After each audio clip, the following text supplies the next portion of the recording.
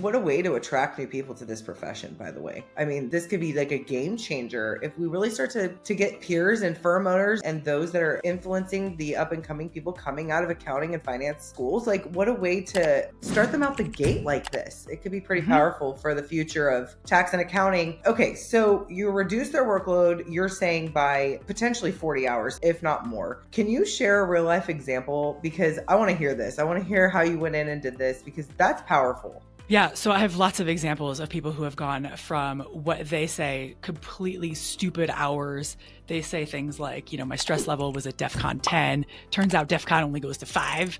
So even more so. And now they're totally chill. And they say things to me like, yeah, I'm taking a week off. And it's right before the September 15th deadline. I'm gone for the whole week.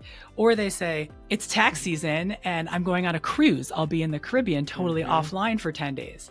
Or they'll say, I'm going to my cabin during tax season. I've never been to my cabin in tax season before. I've always been working stupid hours during tax season. So we know we have lots of examples of people who get there.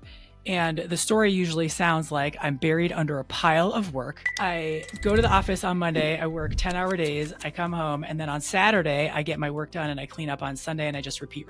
And I haven't taken a 2-day weekend in years. And where we typically start is with all the madness, all the craziness, all the one-off, all the custom stuff. And we just have to get the work that they've promised to deliver out the door. We just got to check that stuff off. Once we check that stuff off, then we look inside the client roster, like I was mentioning in the last one. I could think of a woman who just had the sort of, she referred to it as my big fat Greek wedding of like the Greek family of clients that just grows and grows and grows. And suddenly there's a car dealership, and then there's a car wash, and then there's a coin op laundromat, and then there's a new LLC, and there's a new partnership, and suddenly there's oil and gas royalties, and then now there's 20 people, and now 20 family members and the matriarch and all things. And how do you unentangle that, right? And we just keep chipping away until we have the clients that we want, until we have the kind of work that we want.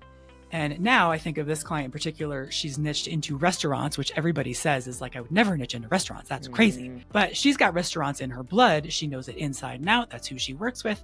She works with restaurant owners who have at least 2 locations, up to 5 locations. And then once they get too big, then she cycles them off because she can't service them anywhere. And she's an example of somebody who worked nights, days, weekends, and is now on vacation for a week right before the September 15th deadline. So we know that this works. We know that this process works. We just have to do the hard work of implementing.